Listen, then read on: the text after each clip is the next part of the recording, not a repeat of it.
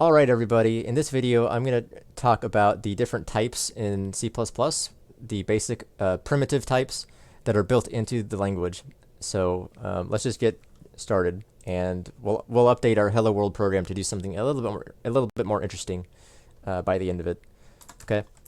So first off, what is a type and what is a variable? So a type, well, there are variables, and the reason we have variables is to assign them a value and then manipulate that value. So, for example, I might have a number that I want to keep track of, and that number starts out as 1, 2, 3, 4.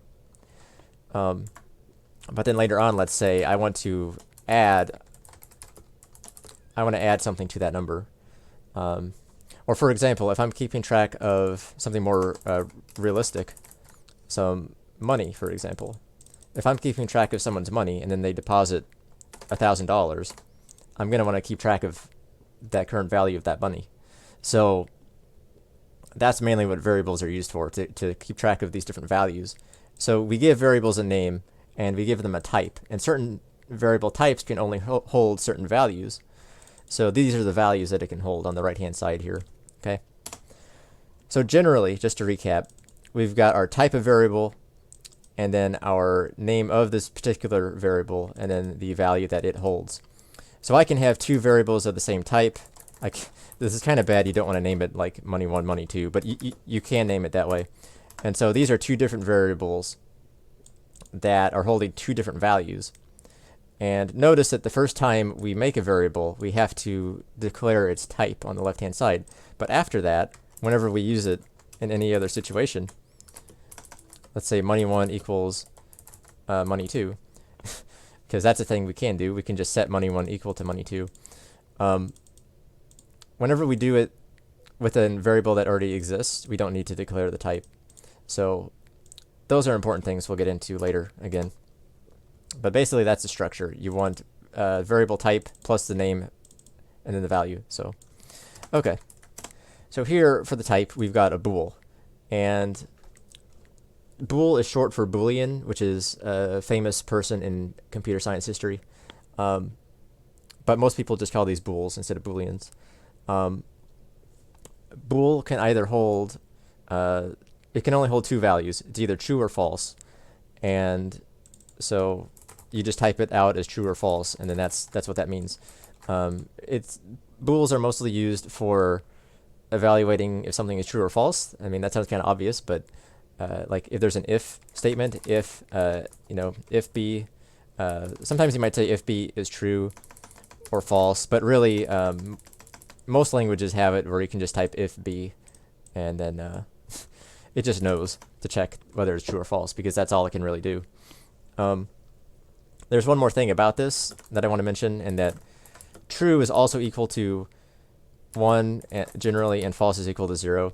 Although technically speaking, so whenever you see like a 1 or a 0, you kind of want to get this in your head, like a mindset to have is, okay, 0 is false or no, and true is 1 or yes, and these are like it's like just a way of how things are. So you'll get used to that very quickly. But another way of converting numbers really is that true is anything that's greater than 0, and false is equal to 0. So it handles conversions like that, basically. If you're getting a number that's above 0, then I'm not even sure about negatives, actually. I can't remember what happens with a negative number, but that's just something to remember for later. If it's relevant. It's not really that big of a deal. The thing you really want to remember is that false and true are the values that you'll have in this variable. Okay?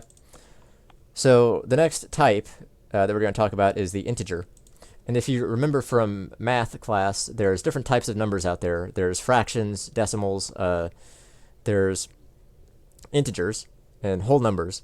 And basically the idea is that an integer is any whole number that's positive or negative. So it can be 1, it can be -1, it can be -1,000, it can be 9,999. You get the idea. As long as it's not a decimal, doesn't have a decimal point at the end. Can't do that. And if you do try and do that, it'll just truncate that away.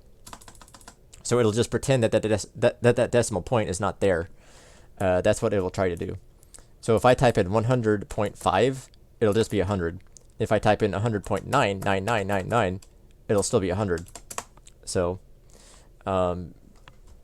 you can run into situations where there's some data loss if you're converting a decimal number to an integer.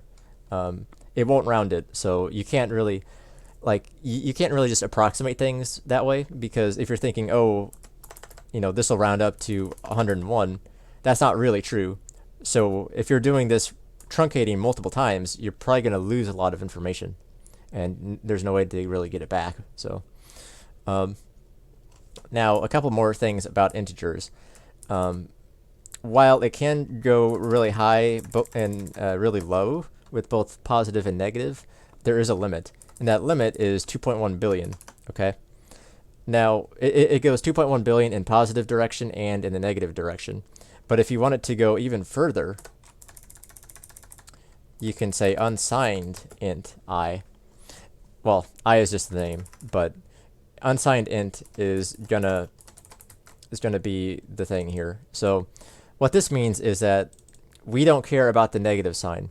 If you know that the number you want to mess with won't ever be negative, you don't care about it being negative or not, then this will just say that the integer goes from 0 to 4.2 billion. So it doubles your capacity. Instead of being restricted from negative 2.1 billion to positive 2.1 billion, it'll just say 0 to 4.2 billion. Sometimes that's useful if you really need to deal with a lot of large numbers. Though I wouldn't expect you to be dealing with such large numbers right off the bat, but it's important to know. Okay, so short and long, these are also integer types. Oh, one more thing about ints before I forget. If it reaches the end, so for example, if we get to positive 2.1 billion, and then we add 1 to it, it wraps around. So it's going to wrap around to negative 2.1 billion. Or if we have the unsigned int, and it goes from 0 to 4.2 billion, and we're at 4.2 billion and we add 1 to it, then it's going to wrap around to 0. And you might know some situations where that's happened. It might explain some things for you, like in the Pac-Man game. When you reach level 255 in Pac-Man, it loops around to 0, or level 1, but it's 0, but you get the idea. Because in computer science, we typically start at 0 and then end at the number before. So it goes 0 to 255, but you're playing Pac-Man level 1 through 256, basically. But anyway, it wraps around, and so you might notice that in many other computer programs that you've used, things that wrap around from beginning to end. So that's what happens when you overflow. All right. So a short and long, these are also integer types. It's just that these are predefined to be either less bits or more bits. I don't really use these too frequently, so I don't know the exact numbers on these kind of things, but I think short is like 16-bit and long is like 32-bit or 64-bit. So basically what that means is this can be twice or 4 times as much. And there's even a special type called the long, which gives you a lot of bits to work with. And I never use this, but I don't know. You never know what you'll need to use. But this just gives you more options to work with for using ints. Although most of the time I just stick to the regular int or the unsigned int. I almost never use these, especially because I think it depends on your compiler may interpret short to be a different value. You might want to look into that. But basically, these two get kind of complicated, so I wouldn't worry too much about them. So the next variable that we're going to talk about is the float, and also the double. These are related to each other. So the float basically can hold decimal points. It's the same concept as the int, but it's got negative and it's got positive, but you can assign decimal values to it. The downside is I think it can only hold up to about 6 digits worth or something like that. It's not very much, not very many digits. Although typically I don't have to use very many digits, but if you want really precise numbers, you want to use the double because it can hold twice as many. That's why it's called a double. The reason this is called a float, I guess, is because the point floats somewhere. I don't know. I don't really understand the name fully, but the way that this stuff is calculated, the decimal point changes, so that's why it's called a float. But yeah, all you really need to know about these two types is that you'll probably be using this one. If not, you'll use this one for decimals. So this is just more precision, but also takes up more space. So That's a trade-off. That's generally most of the trade-offs are going to be it is more accurate or faster, but it takes up more space. So there's always a trade-off involved with this kind of stuff. The last built-in type we're going to look at is the character, which is it just represents a character. So it can be a number, it can be a letter, it can be whatever.